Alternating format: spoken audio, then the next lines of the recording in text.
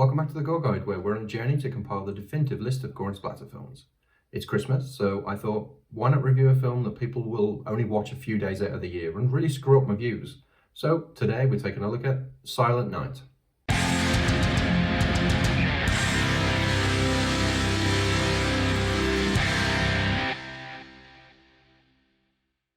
Silent Night is a 2012 film written by Jason Rothwell and directed by Stephen C. Miller, starring Jamie King, Malcolm McDowell, and Donald Logue.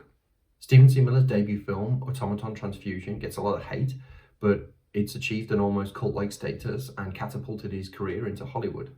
He went on to make a few more horror films before shifting his focus to action, and has since made some average films with some big-name stars like Sylvester Stallone, Bruce Willis, Nicolas Cage, and John Cusack.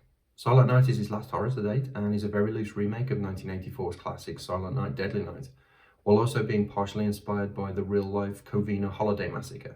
But is it any good, or did he make the right decision swapping medium-budget horror for slightly larger-budget action? Well, let's take a look and find out.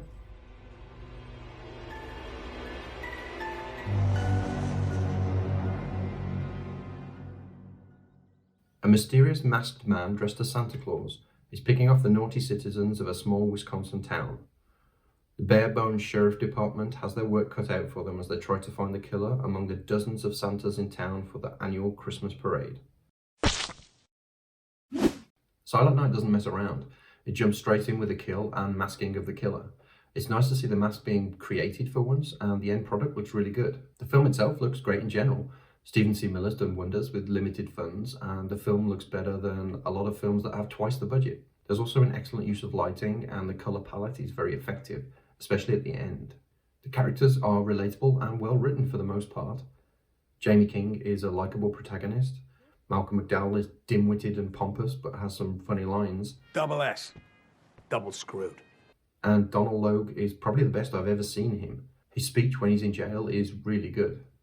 Because they spend too much, and they drink too much, and they eat too much, and they think too much.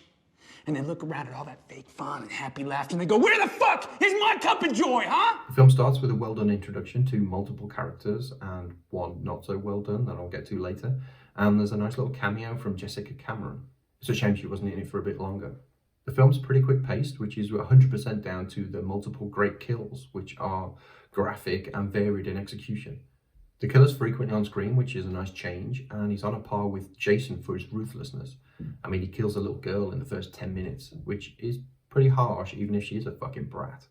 As I said earlier, this is a very loose remake of Silent Night, Deadly Night, and there are a few nods to the original film. There's a semi-comatose grandpa that wakes up to warn of the dangers of Christmas. You better watch out, boy. A character's impaled on a mounted deer's antlers, but she's no Linnea Quigley. And one of the police officers mentions the infamous line from Silent Night, Deadly Night 2. What is this? Garbage day? The rest of the film has its own identity and even adds elements that improve on the original. For instance, the town full of Santas makes the search for the killer more interesting. And at the end of the film, this particular killer Santa uses a flamethrower. I also like the song of the end credits by the White Coffin Riot. It's noisy with a punk edge to it, and it's called, you guessed it, Silent Night, Deadly Night. Silent Night starts with a sickly sweet introduction to Jamie King's character. The hallmark family portrayal is in stark contrast to the rest of the film. I understand that it's meant to establish the relationship between father and daughter, but this is some Mr. Rogers level cheese. Please won't you be my neighbor? The film has a very festive look, but I was a bit disappointed that there was no snow. It was filmed in Canada, and for some reason I thought all of Canada got snow during the winter. Stupid of me, I know, but for me, Christmas films need snow. The plot is thin, which is not necessarily a bad thing, but there are a couple of points that aren't explained very well. You have to wait until the very end to get an explanation, and by then it feels a bit too late. And you never get an explanation as to how he keeps his suit so clean, even after he throws someone in a wood chipper. Next scene, all the blood's gone.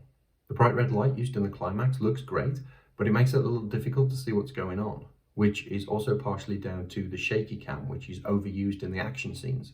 The finale is also a bit underwhelming. With all the great kills used throughout the film, I wanted something a little bit more for the send-off of the killer. The effects in Silent Night are almost all practical. The kills are pretty brutal and varied, and while they aren't lingered on, there's enough of them to keep the film going at a good pace. As I mentioned earlier, there's the deer antler impalement.